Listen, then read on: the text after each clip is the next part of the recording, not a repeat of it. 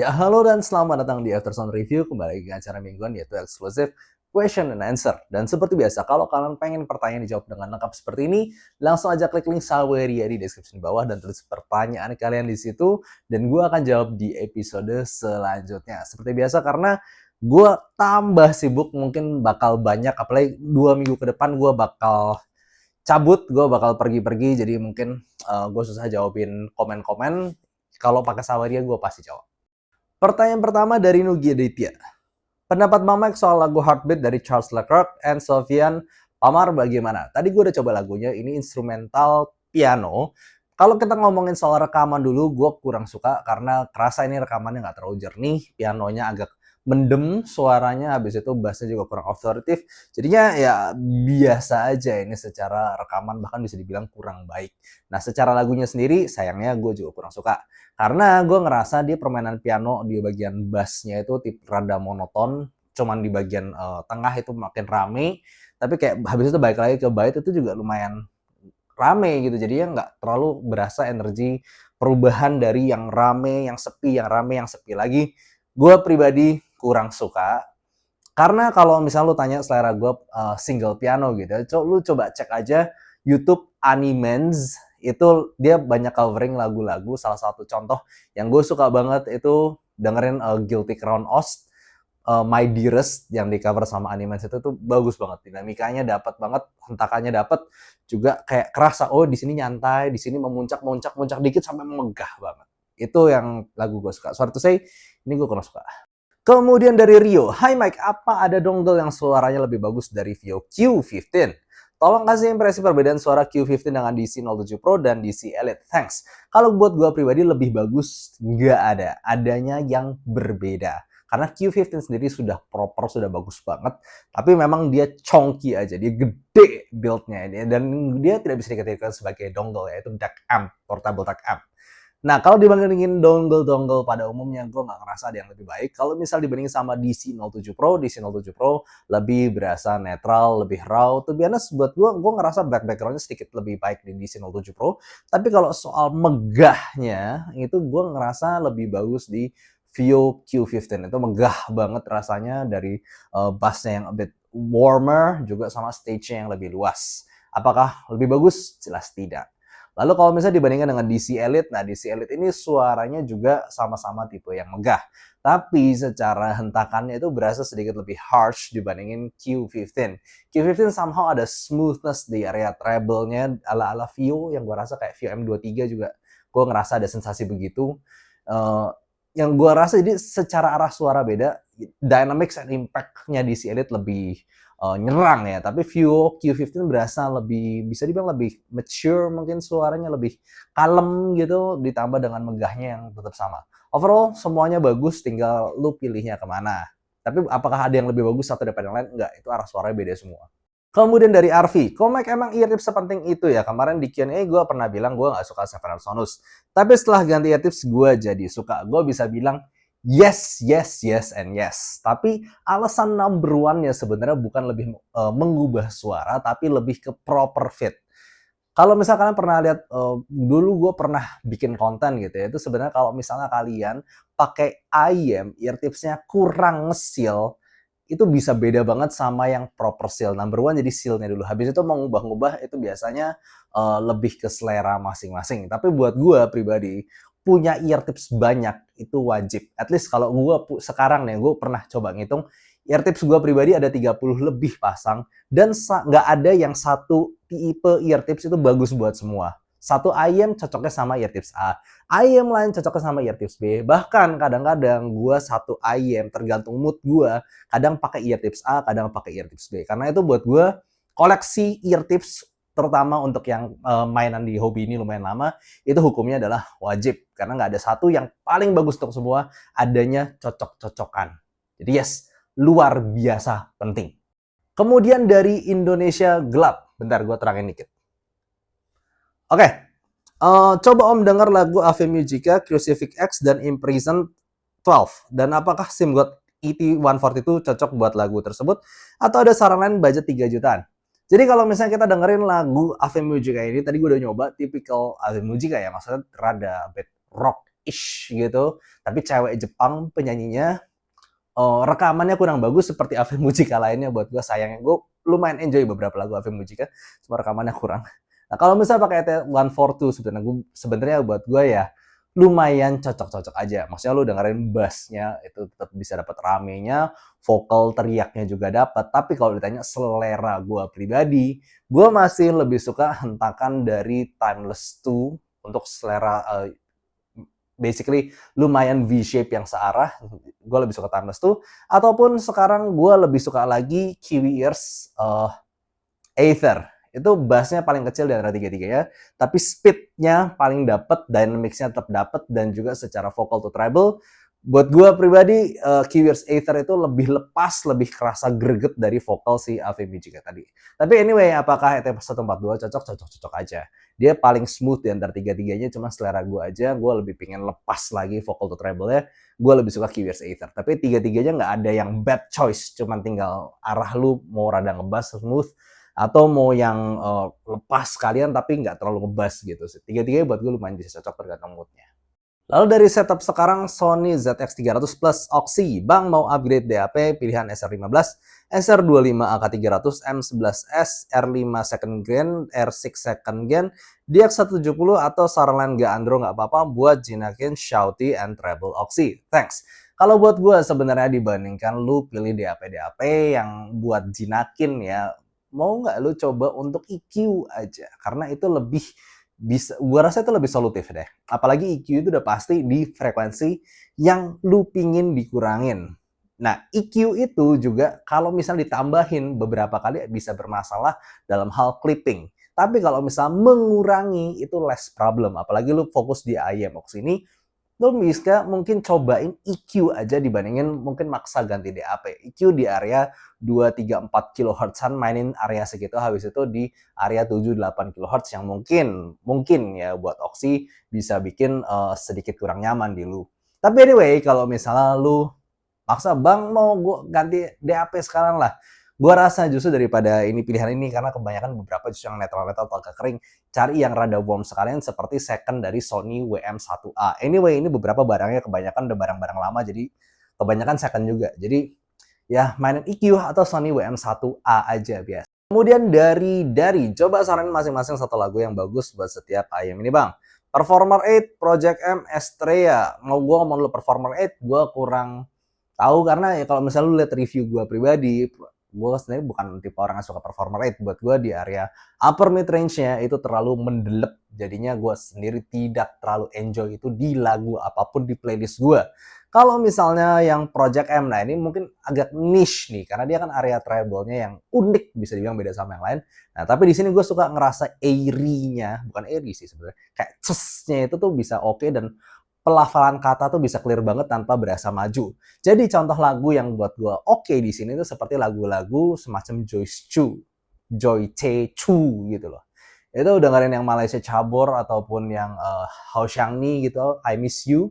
Itu buat gue karena rekamannya cukup smooth, nggak nyerang, lalu dia akustikan aja, bassnya secukupnya, vokalnya sweet, sama lebih ngerasa lepas dan unik di Project M. Sedangkan untuk Estrella, salah satu yang gue ngerasa megah banget itu coba dengerin lagunya Alfie Rev yang Nirmala Nusantara ya, kalau nggak salah judulnya, itu yang lagu terbaru dia yang Once penyanyinya, atau dengerin lagu-lagu Alfie Rev seperti Beauty of Bali, ataupun lagu Indonesia Wonderland. Intinya lagu-lagu yang megah, orkestral gitu, itu mantep banget. Lalu dari IFX, halo Komek, cobain lagu J-pop seperti Yorushika, Hebi, atau Tayo dan Yuki Sakamichi no Melody. Apakah Kima 2 udah cocok sama lagu ini? Makasih Om. By the way, gue suka banget lagu Hebi sama Tayo. Itu Hebi kan soundtracknya Orb ya. Ini gue emang suka Yorushika sih jujur aja. Jadi gue suka lagu-lagu itu. Dan apakah cocok untuk Kima 2? Buat gue cocok, yes, karena lagu Yorushika yang ini kan tipenya cukup kalem. Yang Tayo ataupun yang Hebi, terutama Hebi sih. Tayo gue suka building up emotion ya. Dan di Kima itu udah berasa smoothness-nya, vokalnya natural tanpa berasa terlalu mundur ataupun ketahan emosinya. Bassnya cukup aja, timbre-nya bagus buat bandnya Yorushika itu sendiri. Jadi buat gue yes, Dunu Kima 2. Kalau misalnya kita nggak ngomongin teknikal banget, ini very enjoyable untuk musik-musik seperti ini. Kemudian dari Presati subscriber YouTube-mu Bang, IM10 ke Kiwi Ears Punch jatuhnya upgrade atau side grade Bang? Bagaimana perbandingan instrumen bass, gitar, violin, and luas stage kiri kanannya Bang? Oke, gue ngomong aja, jangan dijatuhin. Nggak, bercanda itu. Kalau misalnya lu pingin dari IM10 ke Kiwi Ears Punch, itu buat gue di segala sisi itu berasa naik secara technical. Soundstage makin luas, makin megah, clarity di upper mid range to treble juga semakin bagus, tapi dengan satu syarat, lu kuat sama bassnya. Karena gini loh, tipe kayak Kiwi Ears Punch itu adalah tipe yang escalate with higher volume. Nah, untuk lu dapetin escalate with higher volume, lu mau nggak mau dengerin bassnya yang gede itu dan lu tahan di volume besar. Dengan volume besar lu tahan, ini salah satu yang punya vocal treble yang bening, bagus banget, tapi ditambah bass yang megah. Jadinya tuh presentasinya megah banget dan clarity-nya bagus banget. IM10 langsung ketinggalan kalau misalnya lu bisa crank up volume. Tapi kalau nggak bisa, lu nggak tahan sama bass yang gede dari Kiwi Ears Punch, ya IM10 simply vokalnya lebih maju, lebih clear, dan ya lebih kontras aja. Tapi kalau bisa tahan at higher volume keduanya, Punch mengalahkan IM10 di segala sisi buat gua. Mau clarity gitar, mau extension gitar, gigitnya vokal, megahnya suara, kanan kiri imaging, Punch definitely better. Lalu dari Thanks God, ada playlist lagu. Kira-kira kurang lagu apa ya buat tes ayam saat acara meet? Tadi gue udah coba lihat sekilas. Tentunya ini banyak banget, gue nggak mungkin dengerin semuanya. Tapi beberapa tuh gue udah tahu tipe-tipe lagunya tuh ini very audiophile, sama ada beberapa tes lagu-lagu jadul yang audiophile lagi tipenya, kayak ada apa namanya Elvis, lalu ada juga yang Daft Punk, itu kan tipe yang bass head yang lumayan sering di playlist sama audiophile juga karena rekamannya cukup bagus. Jadi ini buat gue lumayan tipikal audiophile testing song, udah kebanyakan. Lalu tadi apa yang instrumental China, gue agak sedikit lupa. Itu udah megahnya dapat juga, bening setiap apa namanya setiap petikan instrumennya itu juga dapat. Jadi kalau misalnya kita ngomong yang bagus-bagus nih, kebanyakan dari di situ. Justru di sini gue belum menemukan yang kasarnya tuh rada berantakan atau rada nyerang gitu. Jadi kalau gue pribadi, gue selalu punya lagu kayak Beautiful Days dari Spy Air. Karena gue tahu itu adalah lagu yang gue suka lagunya, tapi rekamannya jelek dan bisa tajam.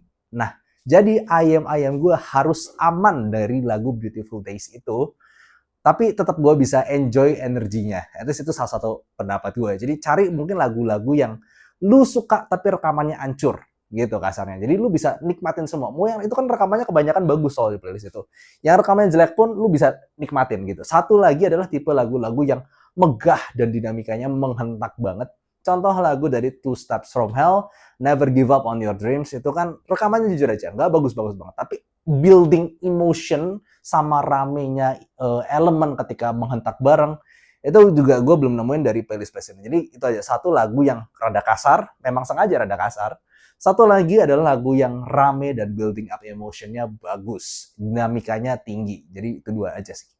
Kemudian dari Supra Injeksi, sempat kepikiran ambil EPZ P50 buat A Walk in the Dust Lobby BGM. Biolanya apa ada opsi better under 4 juta sama minta impresinya kok.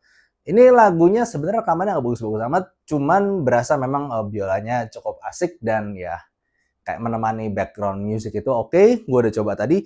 Kalau pakai EPZ P50, jujur aja buat gue rasanya kurang lepas sedikit. Karena rekamannya nggak terlalu bagus nih, nggak terlalu ngegigit gitu. Biolanya tuh kayak kurang kalau misalnya pakai P50 kurang asik aja buat gue.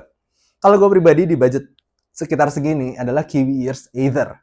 Dia punya suara yang masih ala planar tapi gigitannya bagus.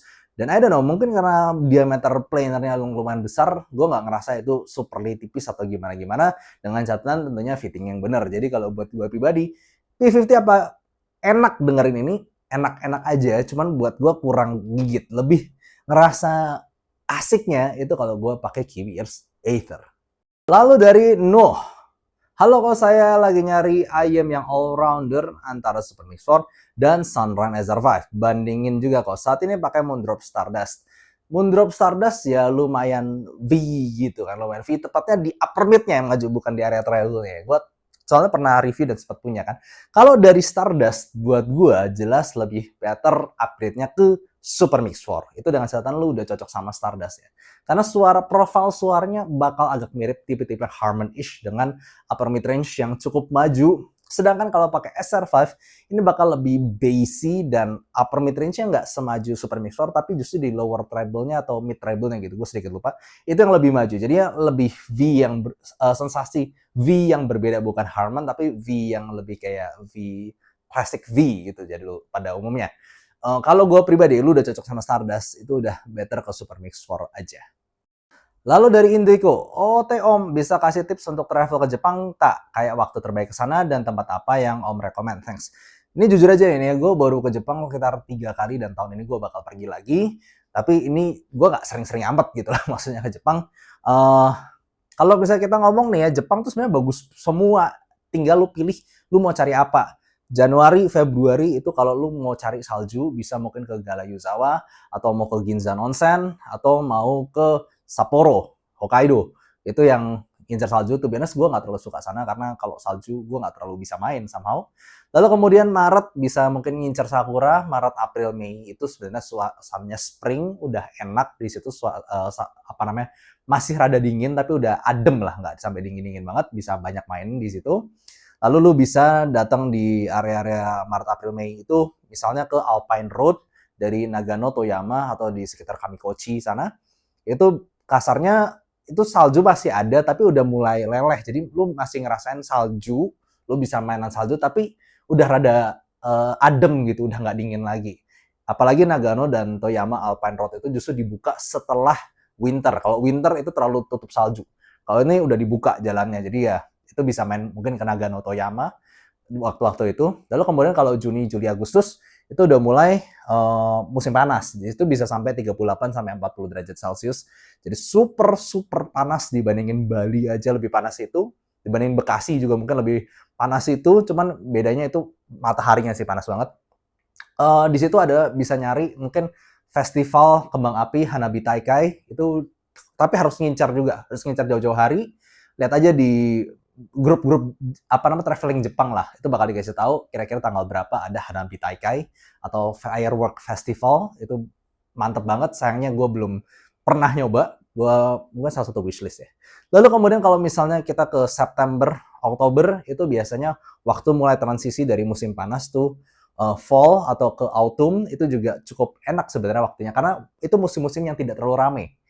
Karena kalau udah November, Desember, November terutama, itu udah mulai ganti warna kan, warnanya mulai jadi autumn, mulai merah-merah tuh, daun, itu di Kyoto bagus banget, tapi secara tiket pesawat dan juga banyaknya turis itu udah bejibun banget. Jadi kalau gue pribadi, September, Oktober, walaupun nggak terlalu spesial, gue untuk jalan-jalan di Jepangnya tuh nggak terlalu rame, gue lumayan suka somehow.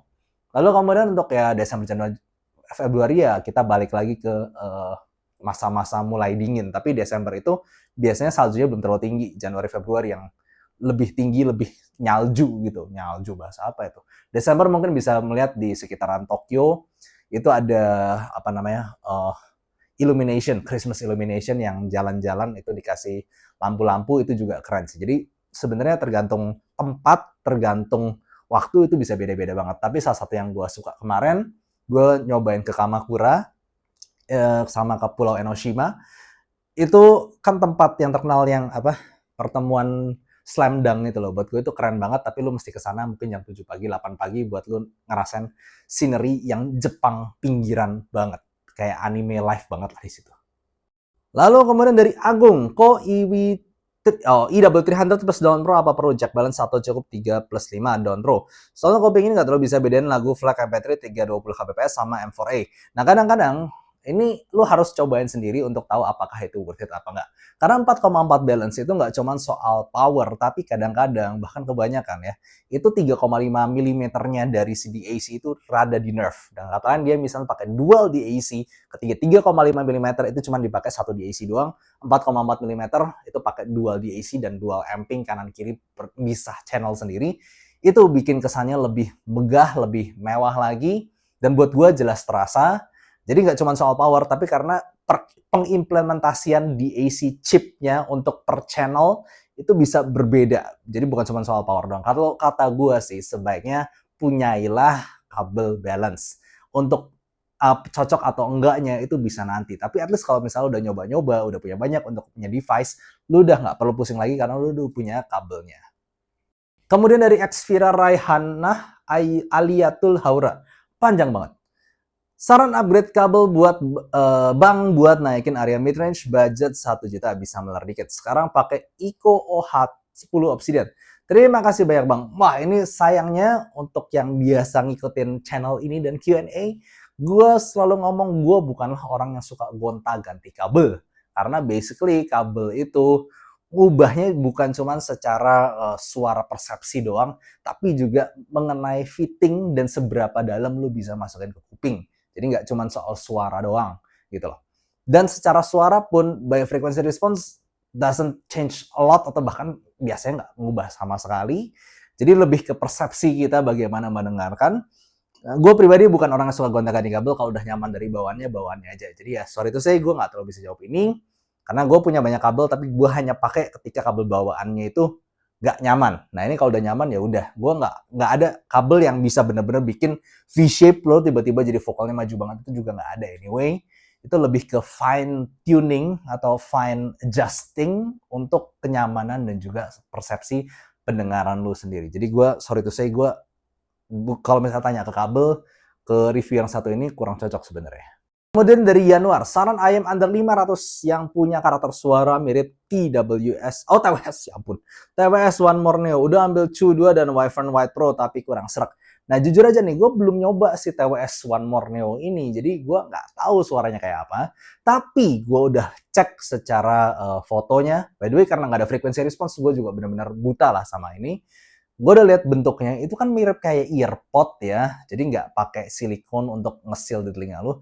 Gue yakin sensasinya tuh berbeda banget sama ayam. Jadi tuh biasanya lu cari ayam kayak gimana pun, gue nggak yakin suaranya bakal serupa karena secara seal-nya aja itu berbeda. Jadi ya sorry tuh saya gue nggak bisa jawab soal ini karena gue nggak nyoba dan juga gue yakin sensasinya pasti berbeda. Lalu kemudian dari awal, Bang perbandingan Kiwi Ear Sponge versus Thea Audio Origin dong secara tonal dan teknikalitasnya. Apa bisa dibilang Origin upgrade dari Punch? Thanks. Jadi gue udah cobain sendiri untuk Thea Audio Origin dan Origin dan juga Kiwi Ear Sponge. Dan ketika gue nyoba, gue ngerasa secara tonality mereka ada miripnya. Bedanya di mana? Kalau di Thea Audio Origin dari awal itu udah bakal berasa dia megah lebih luas secara stage dan separasinya lebih terasa. Tapi Kiwi Ear Punch at higher volume itu resolusi dan juga secara hentakan di upper mid to treble-nya somehow lebih lepas. Walaupun imagingnya nggak semegah Thea Audio Origin. Apakah upgrade? Nggak. Karena kalau gue sendiri ternyata at higher listening volume, gue prefer Kiwi Ear Punch.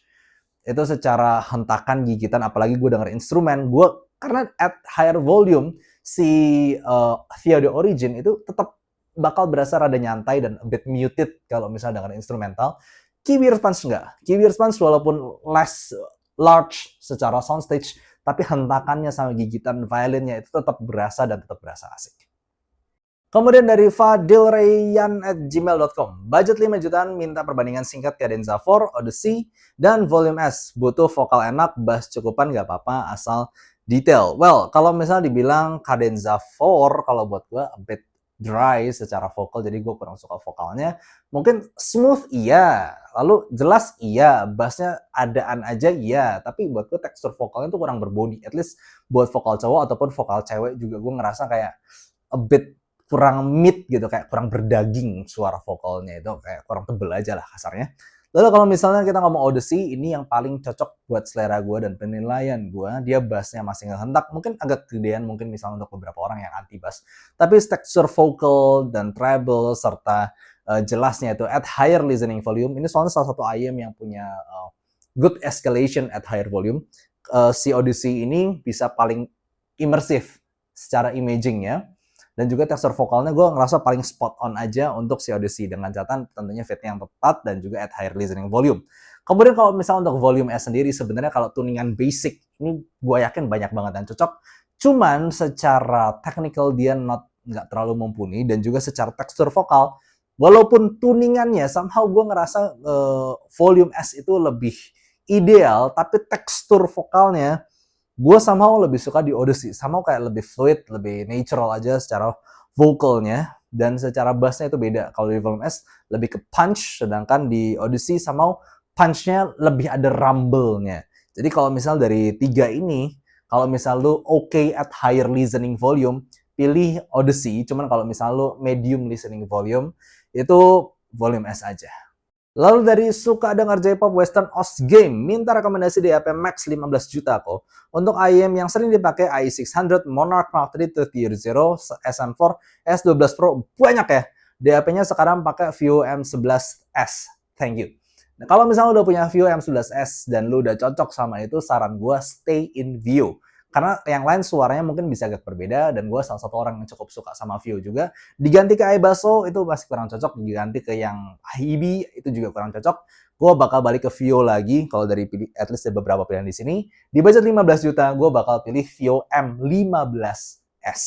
Itu juga pas sekitar 15 juta, lebih dikit lah paling. Jadi stay in Vio M15S. Lalu dari bukan Tachi.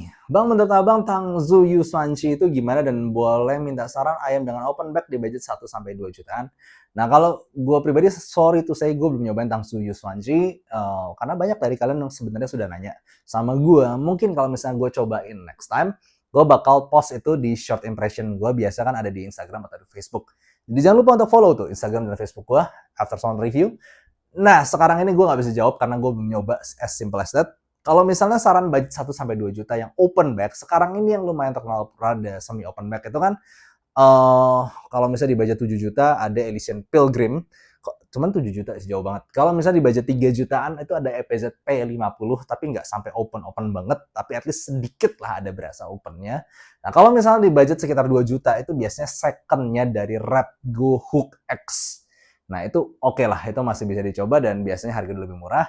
Jadi ya gue paling Rap Go Hook X yang di kepala gue semi open back ataupun yang bisa gue rekomendasiin. Selain itu jujur aja nggak kepikiran karena open back IEM memang nggak terlalu banyak. Lalu kemudian dari baru mau nyemplung, adakah IEM under 500k buat lagu Chris Patih Bila Rasaku Ini Rasamu? Stephen Pasaribu belum siap kehilangan. Kalau nggak ada atau nanggung boleh under 1 juta. Ini kan tipe lagu yang Indonesian, yang rekamannya nggak bagus-bagus banget sebenarnya, tapi lu butuh di sini adalah energi dari bandnya itu serta penyanyinya. Jadi buat gue simply cari yang fun, tipe yang untuk lagu-lagu seperti ini, yang lagu-lagu rada jadul bisa dibilang V-shape, seperti contohnya iBasso Junior Gelato. Kalau misalnya budgetnya dari 500 ribuan, kalau misalnya sekitar 1 jutaan mungkin iBasso Klee aja sekalian. Tapi kalau misalnya lu mau coba yang typical tuning kekinian yang lebih kalem, bisa juga Kevin Clean. Itu lebih smooth, lebih full bodied, tapi mungkin lebih tidak menghentak ataupun seasik iBasso Klee. Tapi itu beberapa yang gue bisa rekomendasikan. Kemudian dari Arvi, kok Mike lo belum review Kinera Celeste CD2, tapi gue mau tanya dong, dengan power Kinera ini udah bisa drive IEM berat belum kok kayak planner? Ini kan Kinera Celeste CD2 itu kan di power 140 mW at 32 ohms. Jujur aja ini gue belum review, gue belum coba. Tapi ini by specification ya, itu jelas belum. Kayak contohnya si Kiwi Ear Sponge gitu sama beberapa IEM yang rada berat di drive yang sensitivity 94 desibel atau 95 desibel, itu biasanya 200 mW pun agak belum cukup, mesti ke 250 atau 300 mW baru oke, gitu. Jadi di sini sih gue yakin untuk IEM yang berat itu belum. Bisa drive planar nggak? Gue yakin bisa. Apakah maksimum ataupun proper? Gue nggak yakin. Ataupun gue ngerasa ini kurang recommended lah. Kalau misalnya cuma 140 mW at 32 ohms. Tapi untuk kebanyakan IEM yang non aneh-aneh, ini udah cukup. Dan dari Ural Partners, need rekomendasi DAC buat PC maksimum 1,2 juta. Apakah A13 cocok? Portable saya udah pakai Celeste CD2, mau sound neutral atau sedikit berat kayak Down Pro nggak apa-apa. Kalau begitu jangan ke A13, A13 berasa lebih warm. Jadinya pilih ke iBasso Macaron aja, itu di budget sekitar 800-900 ribuan. Buat gue clarity-nya better, cuman memang gara-gara lu nggak dapet layar aja, mungkin secara penggunaannya lebih tidak seenak ke A13. Tapi secara suara buat gue lebih cocok situ dibandingkan ke A13. Kemudian dari Bang Nick, hai bro, sekarang pakai Shift Gaki dan DAC Vio K13, mau beli satu lagi, pilih Kevin Delcy atau Tangzu Swan NV ya untuk lagu EDM and Linkin Park. Or ada pilihan lain bang, budgetnya 1,5 juta. Kalau buat gue, ini kan Steve Gakuya tuh udah cocok nih buat lagu EDM dan Linkin Park. Bassnya menghentak, tapi berasa energi Linkin Park teriaknya itu juga masih berasa. Nah kalau misalnya ke Tang Swan NV ataupun Kevin Delcy, to be honest buat gue agak terlalu kalem jadinya. Kecuali lu pilih mungkin justru lebih cocok ke Kevin Clean. Karena lu ada dapetin yang satu filter lagi, itu bisa lebih jarang buat lagu si apa tadi Linkin Park. Jadi buat gue daripada Delcy malah ke Clean aja yang lebih murah tapi buat gue lebih proper tuningannya buat ini. Tang Swan NV juga buat gue berasa terlalu smooth untuk ini. Jadi ya malah gue bilang Kevin Clean aja. Tapi anyway, kalau misalnya lu mau sensasi planar, anyway lu bisa dapetin semacam RTT10 yang udah harganya cuma sekitar 1 jutaan aja. Itu kalau dapet ya, karena ini marketnya kadang sering kehabisan juga RTT10. Lu bisa ngerasain sensasi planar di sini yang memang agak berat, tapi anyway lu udah punya Vio K13, jadi semestinya bisa. Mungkin buat EDM nggak cocok-cocok banget, tapi untuk lagu Linkin Park itu gregetnya lebih terasa. Jadi paling itu lah. Kevin Clean atau RTT10. Kemudian dari masih pemula, ini ada 2 pertanyaan nyambung. Halo, kok emangnya semua portable DAC ada lag time-nya kah? Pakai UA1 plus kayak delay awal play lagunya. Lanjutan cuman terjadi hanya setelah beberapa saat tidak play lagu apapun, jadi waktu play lagu lain itu delay. Gue nggak tahu ini sebenarnya apakah itu mungkin karena dia udah semi sleep atau gimana, jadi kayak UA1-nya perlu nyalain dikit lalu baru play lagi, jadi telat dikit. I don't know, tapi untuk kebanyakan DAC yang gue review sih, at least di device gue itu tidak.